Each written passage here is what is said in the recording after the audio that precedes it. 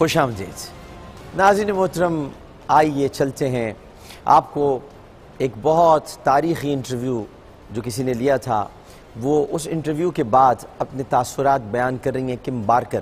پہلے ہم آپ کو آڈیو سنوائیں گے، اور اگر کسی کو شک ہو تو میں نے ویڈیو بھی بنوا رکھی ہے، کیونکہ کام کرو تو میاں صاحب پکا کرو، کرپشن بھی صحیح طرح نہیں کر پایا آپ، تو کام کرے آدمی تو پکا کرے، تاکہ آپ کل کو یہ نہ کہیں آواز کسی اور کی تھی اور سنوا کسی اور کی دی۔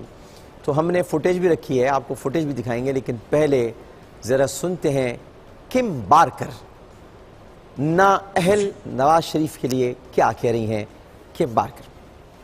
Your cards differently.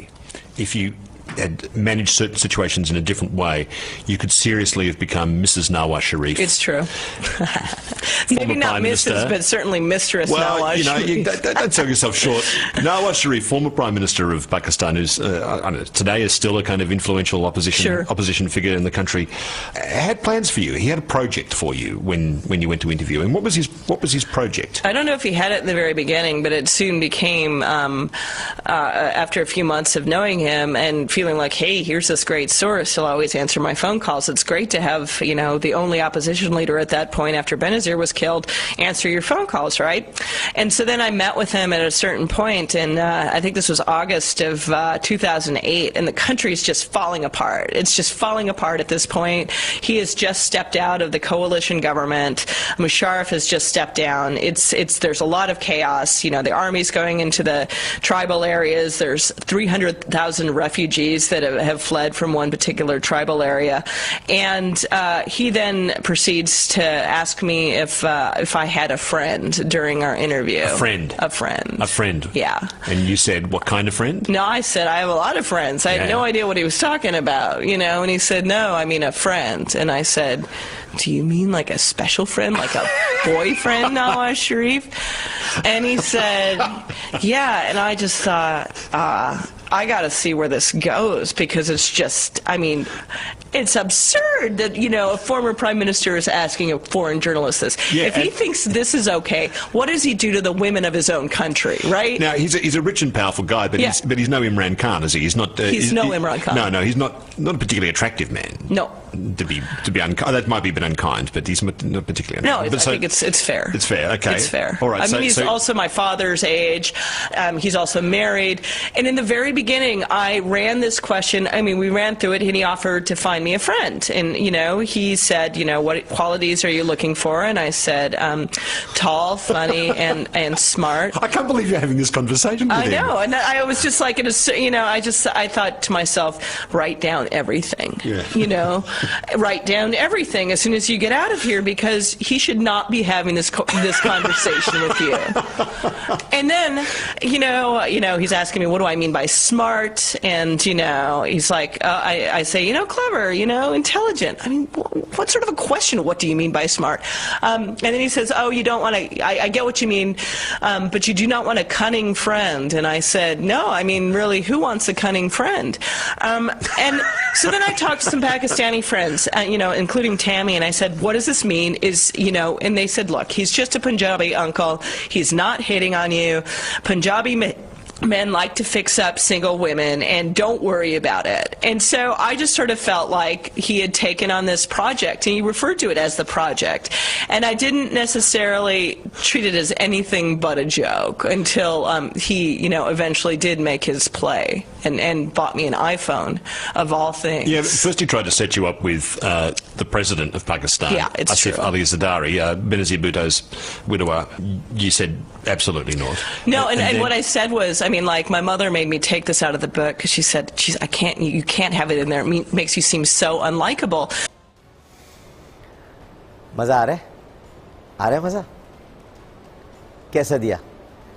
ابھی آپ کو دوسرا بھی دکھاتا ہوں، پارٹ ایک اور ہے۔ بڑے چھپے رستم نکلے آپ میاں صاحب، آئی فون دے رہے تھے آپ۔ اب ذرا آگے سنتے ہیں کہ بارکر کیا کہہ رہی ہیں۔ He seems so unlikable. But the first thing that did come out of my mouth was, his last wife didn't come to such a good end. No, you know. And my mom just thought, I said it was truthful. That's really what happened. She says it really makes you seem unlikable. But, you know, I can't. I think I'm one of those people that it comes into my head and it just comes out my mouth.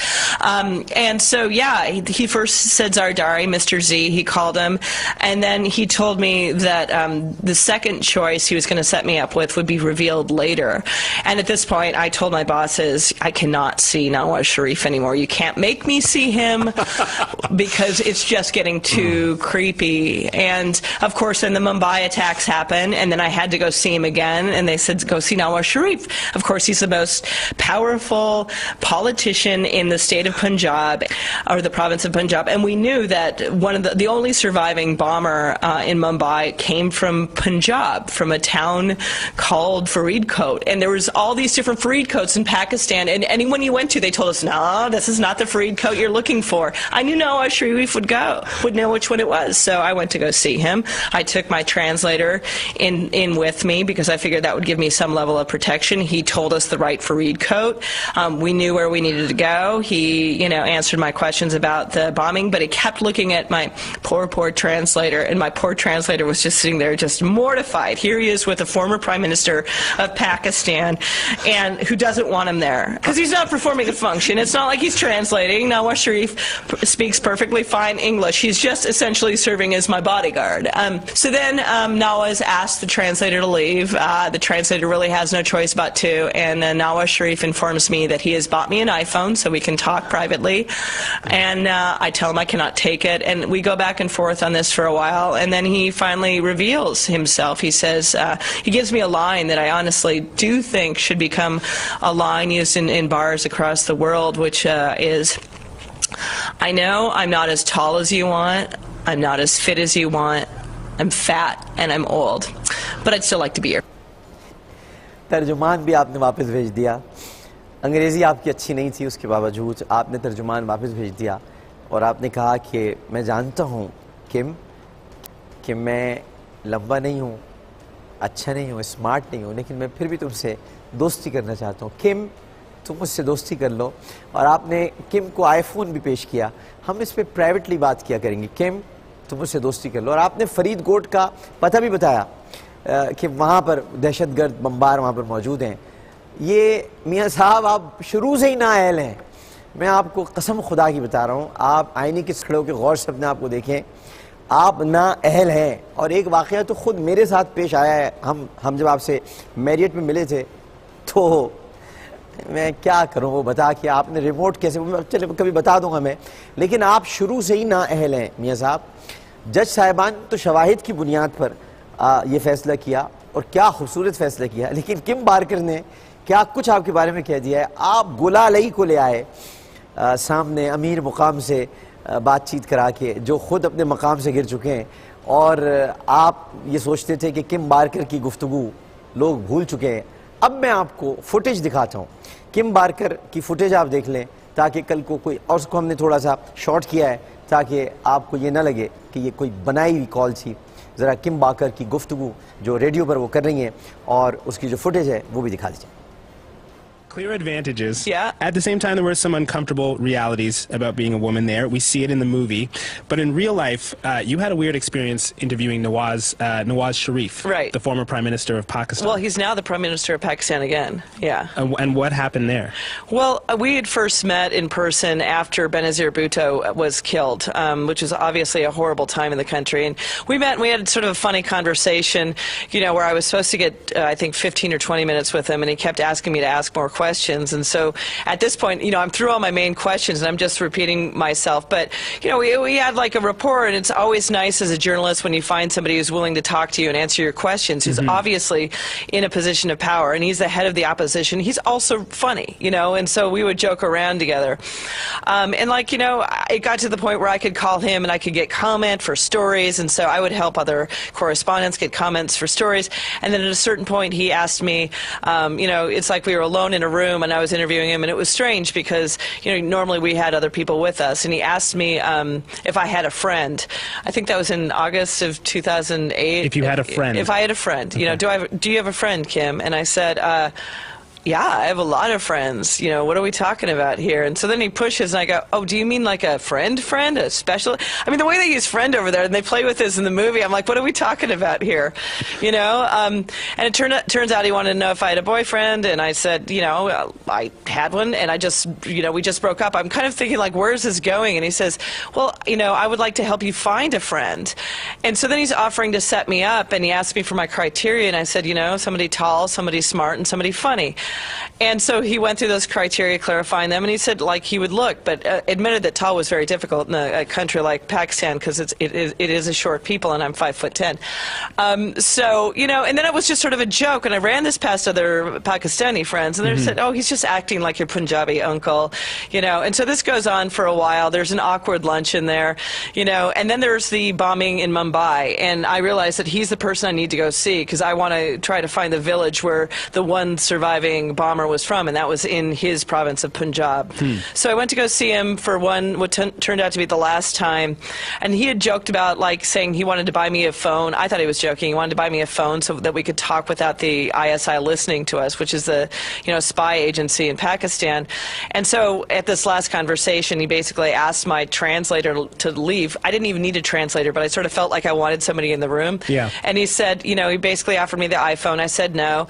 And then he said, I know I'm not as tall as you want. I'm not as fit as you want. I'm fat and I'm old, but I'd still like to be your friend. So that was the line. It hasn't taken off yet in bars nationwide, but I'm hopeful. I'm ever hopeful. And it was awkward. I might try that one out. It was awkward, you know. Now, a lot of journalists might not publish a personal story like that, or about the partying that you mentioned earlier. Right. Why did you make that decision? Well, because I came back from Afghanistan and Pakistan, and I felt, you know, and I'd felt it over there at the same time. I'm losing my job at the Tribune, and, you know, they're cutting.